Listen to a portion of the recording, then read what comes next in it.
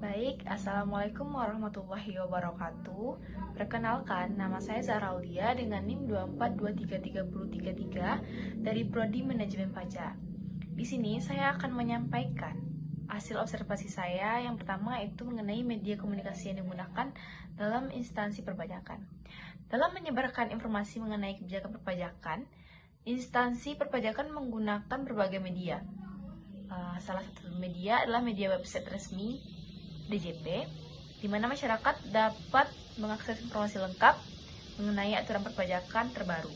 Selain itu, media sosial seperti Instagram, Twitter, dan Facebook juga dimanfaatkan untuk menyampaikan informasi secara lebih ringkas dan interaktif kepada masyarakat. Selain platform digital, pemerintah juga melakukan sosialisasi melalui seperti webinar, seminar, dan diskusi publik yang diadakan secara daring maupun luring. Namun, meskipun berbagai media telah digunakan, efektivitas penyampaian informasi masih menjadi tantangan, terutama dalam menjangkau masyarakat yang kurang aktif mencari informasi perpajakan secara mandiri. Berdasarkan wawancara saya tentang pertanyaan yang saya ajukan kepada masyarakat, yaitu orang tua saya sendiri, tentang pemahaman masyarakat terhadap aturan perpajakan, menurut narasumber, beberapa masyarakat umum saya menemukan bahwa tingkat pemahaman mereka terhadap kebijakan perpajakan terbaru, khususnya terkait pajak mobil baru, masih bervariasi. Sebagai masyarakat yang mengikuti berita ekonomi atau bekerja di sektor otomotif, umumnya mengetahui tentang kebijakan tersebut, di mana PPN BM 0% ini. Namun mereka tidak selalu memahami secara mendetail bagaimana mekanisme pajak tersebut ini bekerja. Di sisi lain, banyak masyarakat yang hanya mengetahui informasi secara sepintas, misalnya dari berita televisi atau media sosial, tanpa benar-benar memahami detail peraturan yang berlaku.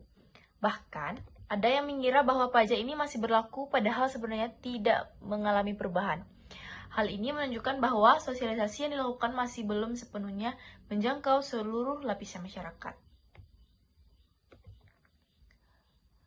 Dampak kebijakan terhadap minat pembelian mobil bekas dari wawancara yang saya lakukan yaitu mungkin beberapa pedagang mobil bekas dan calon pembeli terlihat bahwa kebijakan ini memiliki dampak yang cukup signifikan terhadap minat masyarakat dalam membeli kendaraan.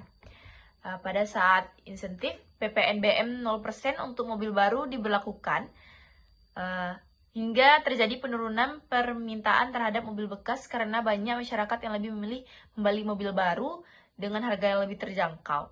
Hal ini menyebabkan beberapa dealer mobil bekas mengalami penurunan penjualan dan harus menyesuaikan strategi pemasaran mereka.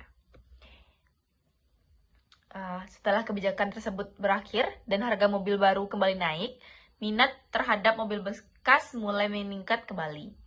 Banyak konsumen yang kembali membeli mobil bekas sebagai pilihan yang lebih ekonomis dibandingkan mobil baru yang harganya cukup lebih tinggi. Beberapa pembeli juga mulai lebih selektif dalam membeli mobil, sehingga mempertimbangkan aspek depresiasi harga serta biaya pajak yang harus mereka tanggung di masa depan. Secara keseluruhan, kebijakan perpajakan yang dimana PMK nomor 20 garis miring PMK 010 garis miring 2021 memang memberikan dampak besar terhadap pola konsumsi masyarakat, khususnya dalam sektor otomotif. Instansi perpajakan telah berupaya menyebarkan informasi melalui berbagai media, namun tingkat pemahaman masyarakat terhadap kebijakan ini masih beragam. Selain itu, kebijakan ini juga mempengaruhi dinamika pasar mobil bekas yang sempat mengalami penurunan permintaan sebelum akhirnya pulih setelah insentif pajak berakhir. Dari wawancara yang saya lakukan, dapat disimpulkan bahwa masih diperlukan strategi komunikasi yang lebih efektif untuk memastikan bahwa informasi perpajakan dapat dipahami oleh masyarakat luas, tidak hanya oleh masyarakat yang aktif mencari informasi, namun masyarakat di lapisan terbawah juga dapat informasi dari DJP tersebut. Dengan demikian, kebijakan perpajakan dapat diterapkan secara optimal dan memberikan manfaat yang sesuai dengan tujuan awalnya. Mungkin itu saja wawancara yang dapat saya sampaikan dalam video kali ini. Karena kesalahan dalam pengambilan video wawancara dengan masyarakat atau orang tua saya akhiri dengan terima kasih. Wassalamualaikum warahmatullahi wabarakatuh.